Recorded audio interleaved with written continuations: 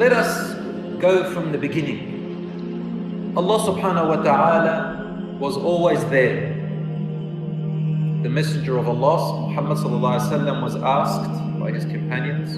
They said to him, we have come to ask you about some questions about the deen, religion. And they asked him, before the creation of all this, before the heavens and the earth, what was there? And he said, there was always Allah. He is the beginning and He is the end. And His throne was upon water. They said, and then what? He said, then He created the pen. And He said to the pen, write. And the pen said, what should I write? Allah said, write everything that will be. And the pen began to write everything that will be in existence within the known universe, our known universe, and whatever is unknown, of course.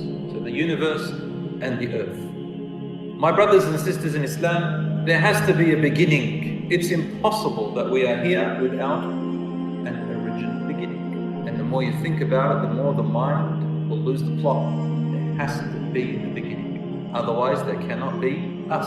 Everything has a beginning. And you cannot ask what was there before the beginning. Replace it, the beginning, with a name which is presented to us in the Quran and in all the other Bibles, the holy books of the past. He is Allah, the Creator, the God, worthy of worship. And there is nothing like unto Him. Allah was always there. Rasulullah said in another hadith, there was nothing before Him. If there was something before Him, then that means He is no longer the Creator.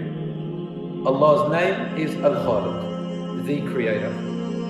We do not reject or affirm that there were creations before us other than the jinns and the angels. Islam doesn't deny that, nor does it talk about it. There could be. Is there alien life form? Is there bacteria outside of the world? Maybe, maybe not. We don't say yes or no. It's irrelevant to us. It doesn't make us get closer to Allah or not. Maybe there is, maybe there isn't. Allah subhanahu wa ta'ala said in the Quran, He is always creating whatever He wills. Allah is now creating whatever He wills. Every day Allah is doing something new.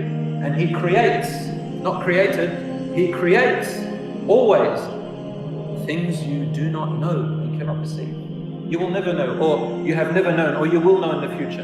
We shall show them our signs in the horizons, in space, and in their own biology, and things they have never heard of or known before, or things they do not know in the present. We don't reject the idea that there was, for example, dinosaurs before humans, or that things did evolve into something else, or things were something, became something else. We don't reject that idea. Allah subhanahu wa ta'ala, it says that His throne was on water. So there was Allah, and then He created His throne. The throne is not God, Allah created the throne. Kana means to be. Then Allah made the throne be.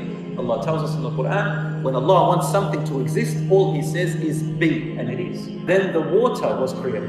And Allah subhanahu wa ta'ala created water, and from water everything became living. As for the pen, we don't know what the pen looks like, it's just called a pen. These are words we made up. Pen, something that writes, something that records. The way Allah subhanahu wa ta'ala created the heavens and the earth was after the pen.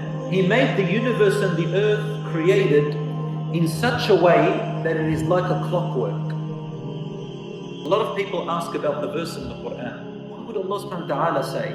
Or what's the wisdom behind the verse? Or what's the explanation that Allah says He created the heavens and the earth in 6 days? Can't Allah subhanahu wa ta'ala create the heavens and the earth in a second? Is He not able? Wrong. Allah subhanahu wa ta'ala did not create the heavens and the earth in 6 days because that's how long it took Him. No. He's telling us, I created the world in 6 days because Allah is telling us in a miqdar. He deliberately created the universe and the earth to work in a clockwork, in a measurement, so that things can live on it according to that measurement. And that measurement requires that time had to be put in place. He put certain things and made them react to other things in accordance to time. And that helps us learn and get along in life and discover and create and make and all that stuff. Allah subhanahu wa ta'ala created it in such a way that it has time.